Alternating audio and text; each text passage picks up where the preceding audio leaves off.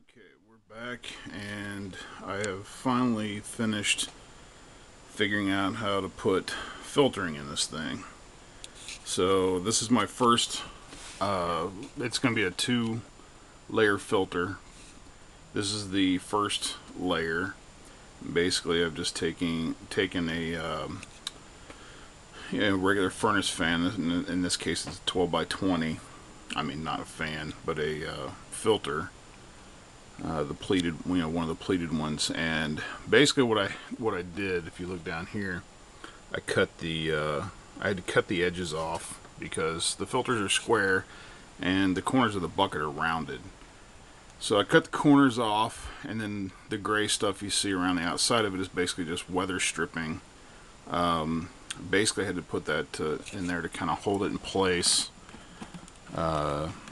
Unfortunately, it's not a perfect fit.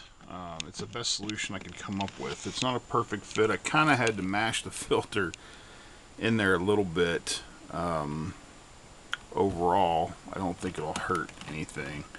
It just kind of makes things spring out a little bit. But, it's not a perfect seal, but honestly, I was stumped for a long time on this one. And this solution is actually one that I'm fairly happy with the outcome of. There for a while, I had no idea how I was going to put filtering in this thing. My original idea completely didn't work. So, at any rate, as you noticed here in the sides, I don't know if you can see it, but there's a little hole right here. And again, on the other side, I just drilled a couple of small holes there, and I'll show you why here in just a second. Let me finish putting the second level back in, and I'll be back to show you that. Okay, so we're back for the second layer of filtering, which is just a standard fiberglass furnace filter. And as you can tell, again, on the bottom corners, I had to cut them off to make them fit.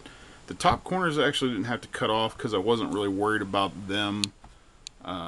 Wasn't really worried about the corners, meshing up with the, inside of the molding. The holes are just for screws. I took a couple of long screws, put a bolt on one end, a wing nut on the other, and all these are for. All those are for is just simply to hold the filtering in place so it doesn't fall back into, like if I have a project where, laying here, it just does so, like, and I turn the fans off, it doesn't just fall over on top of it. It's just simply to keep it held up when the fans aren't on.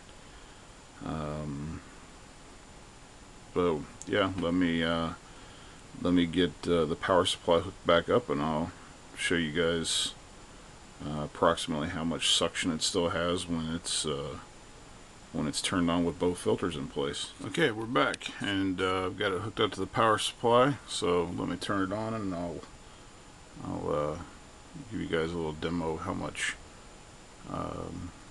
much suction it still has.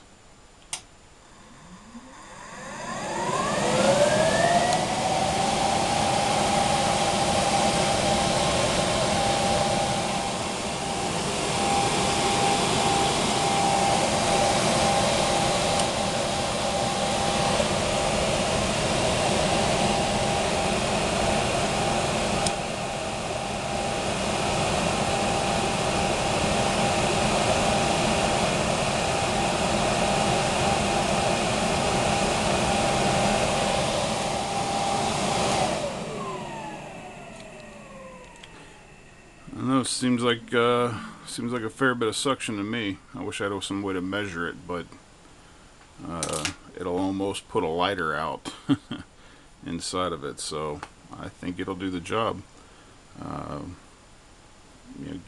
Feel free to leave me some feedback, and if you have any thing to add that may improve on it in the future, let me know. Because if I find something's not working, or if I find something that's better than what I'm doing now, then I'm always open to suggestions.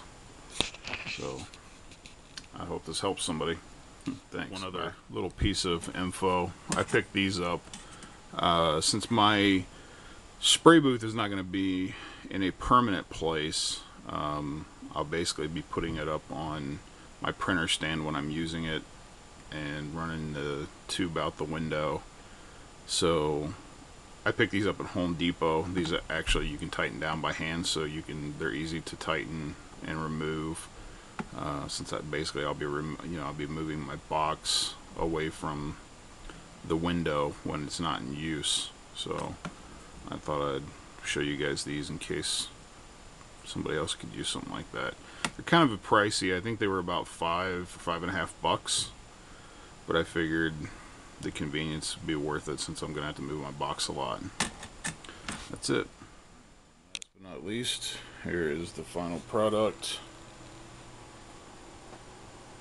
And as you can see, I put a 4-inch dryer vent in the side of the basically just cut a hole in the plastic there, and I use cardboard to kind of help keep the weather out, because I leave this AC unit in the window all year round. So I just installed a dryer vent into the little plastic side, and then just fastened it with some ring clamps there, and got the power supply and the switch down there, and that's pretty much all there is to it. So give me some feedback, let me know what you think.